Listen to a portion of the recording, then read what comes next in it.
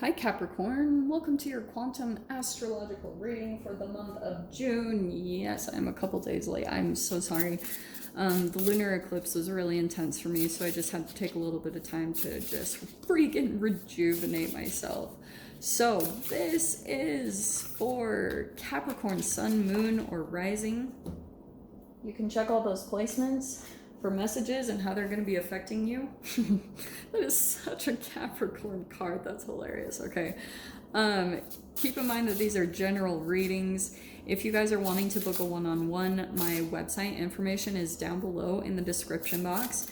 Just go ahead and subscribe your email there, and that way you'll always get an email notification every time the availability does open up.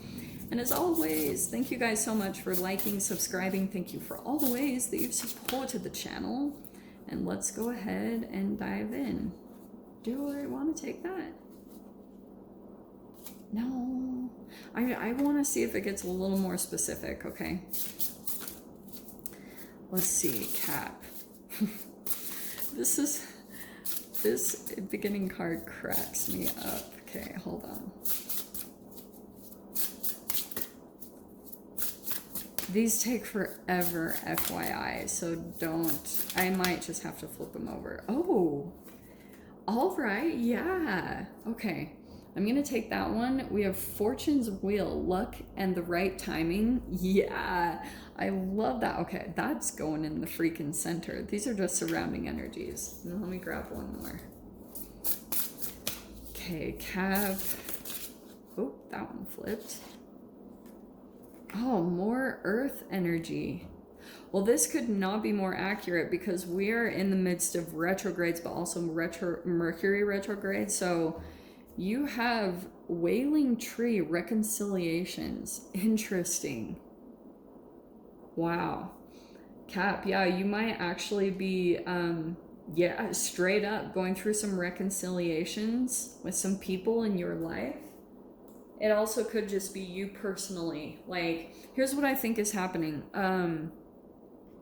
Okay, let me dive into these first. Even the very first one, a tidy house. This is such a Capricorn energy.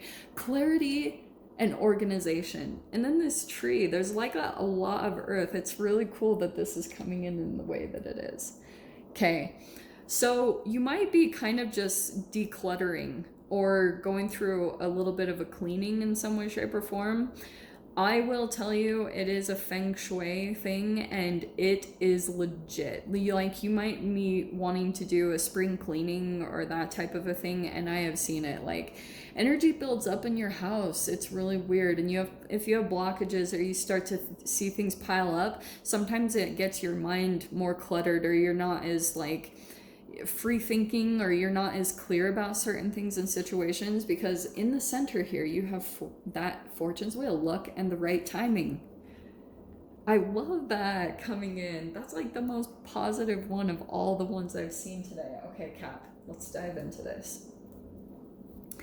So in your first house, we're going to have the moon touching down the way that you're seeing yourself, plus we have Pluto retrograde that's also going to be affecting you there. Holy shiz. Wow.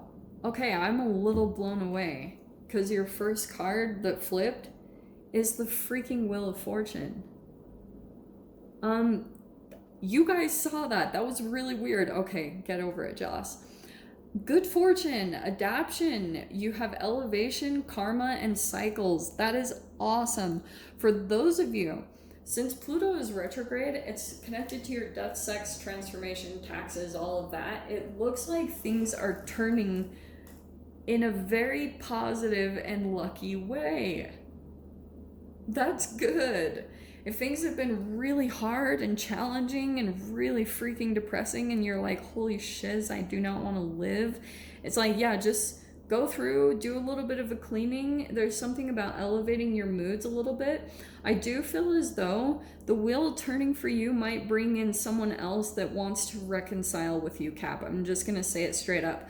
I want to focus the reading more on you, but there is an energy coming in along the side of somebody that could be legit going through like some deep emotions. okay, really wants to reconcile. I don't know if that's you or someone else in your environment, but there's the Four of Wands coming out in your second house.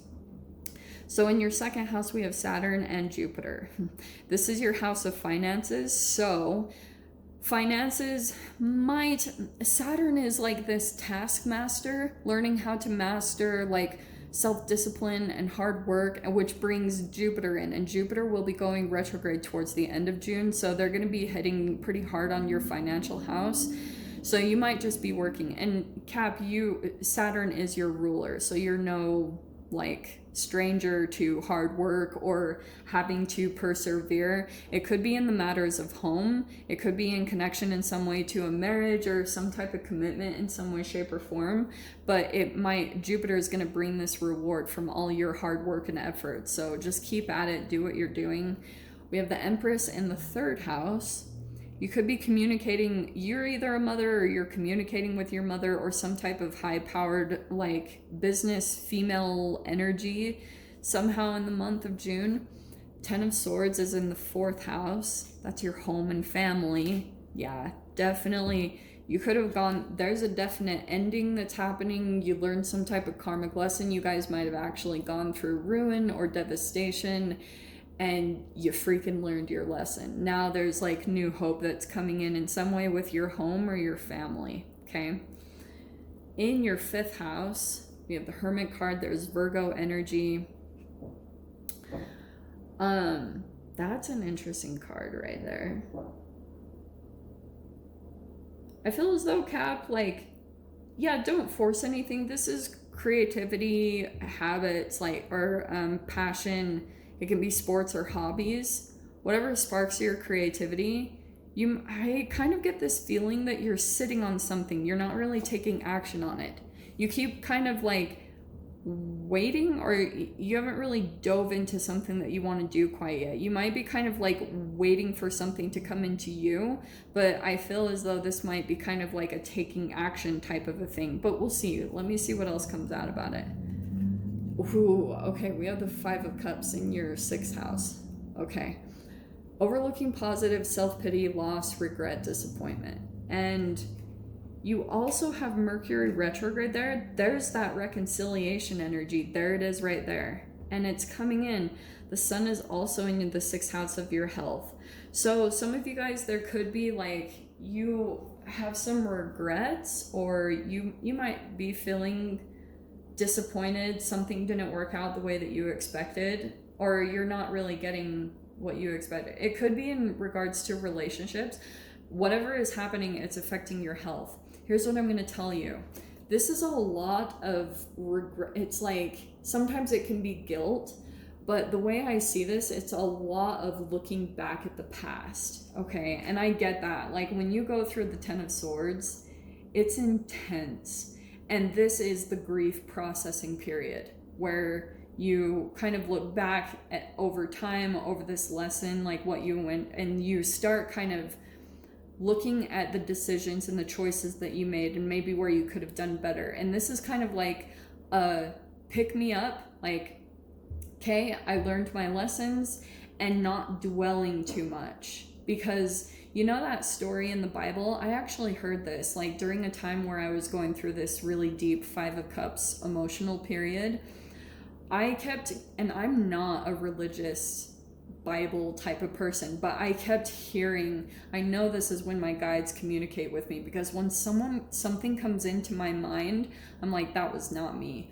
And I kept getting all of these images of, you know, that woman that's leaving like that really sinful city in the Bible, and she keeps looking back and she turns to salt. I've actually seen that. Like right now, I know this sounds crazy, but right now I've completely cut out salt because I was noticing that it actually keeps it. If you think about salt, when you throw it on the ground, it absorbs like ice. For those of you that are in the northern hemisphere, you know that people put ice on the ground to absorb like snow and ice so that the ground, you don't slip. And I was like, think about what we do when we put that in our bodies. It absorbs water, and you're made up of 60 to 70% of water. So If you're over ingesting salt, I've seen that it, like, at least for me, it makes me more emotional and it makes me dwell on the past more. It's really weird. Like, I've been looking a lot at that because I don't take salt at all and I'm super happy. That says a lot. So we have the Maiden of Cups coming in. Oh, interesting. That is coming into your 7th house. You also have Venus and Mars that are in your 7th house of partnerships. So you could be, this could be some type of assistance. Maybe with a water sign. There could be someone that it's fascinating that an actual court card came out there. Because I wonder if you're kind of like partnering up with someone this month and it's helping to inspire creativity. It could be someone kind of youthful. Maybe it's a child, but this is kind of like positive news. It could be some assistance that's coming your way throughout the month of June. So I really like it. It could be Mars and Venus working, kind of like bringing a particular person in to help you out in some way or to support you on taking action towards something that you want to go for. In your 8th house, we have the 9 of Pentacles. Here's what I'm going to tell you about this. We have great abundance, fortitude, accomplishment, and fruits of labor. If it's coming into your 8th house, Scorps, I said Scorps, I'm sorry, that's the Scorpio house. I did not mean that. Capricorn. 9 of Pentacles is like a very independent, self-sufficient, it can be an entrepreneurship card. And with it coming into your 8th house of like death, sex, transformation, taxes, I feel like some of you guys could be karmically switching up in your life, like choosing to be more independent in some way, whether you're kind of like being more independent from a particular partnership that you've been very dependent on, or that also could be in your work environment. This is going to be kind of like a self-motivation card, which is going to help you accomplish a lot of goals. If you have to kind of like depend on yourself, it will help you so much. Sometimes it might suck. Sometimes it does, but all the rewards that come from this are so well worth it. And with it coming into that house, it's definitely like this big transition on becoming very self-sufficient and not relying on business or anything. You're depending on yourself and your health and your creativity to create things in your life. In your, there's the 8 of Wands. Heck yes. That's coming into the house in 9th house. That's Sagittarius. It's like philosophy, religion, culture, travel. You have got the 8 of Wands, which is progress, fulfillment, sudden growth. So you might have like, it could be communication. This also can be travel. It's a lot of fast movement. So I can see that. That's why I was saying it could legit be travel for you guys. Like maybe you'll go somewhere really quick and you'll feel this significant growth, and then it inspires you to make some other changes, and then maybe that's connected to your luck and the right timing and things turning around. Like getting into the vortex is going to be helping you to make like really forward progressive things. Will move fast once you jump into the vortex for sure. In your, we have the 3 of Wands coming into your 10th house. You might be expanding some way in your career. 3 of Wands, you might start to be, remember what I said about traveling, going outside of your norm, doing something different, because the 9th house is like expansion. It's diving into different cultures and things that are out of your norm, because it switches up the neural net wiring in your brain. And then when you receive different wiring, when you see different than your norm, sometimes it can bring a ship in, because you're not in your routine, you're not in a similar habit or thing that you usually do, and that can finally be the energy that allows something to come in, your ship to come in. Okay, something connected to your career. It's something that you've been waiting on, something that you've been wanting to happen. That's what I can see connected right there. In your 11th house, we have the Queen of Pentacles. There you are. So I feel like dreams and wishes, this is like social environment, friends, wishes and dreams. I feel as though you're kind of like, if it comes to friends, you're a very loyal, like people can come to you type of person energy. Also, you might be taking a lot of practical steps this month to manifest the next part, or to kind of go through this growth. Like you're being very organized with your day-to-day process. Also taking care of your health. like a lot of being very in tune with your body and paying attention to certain things.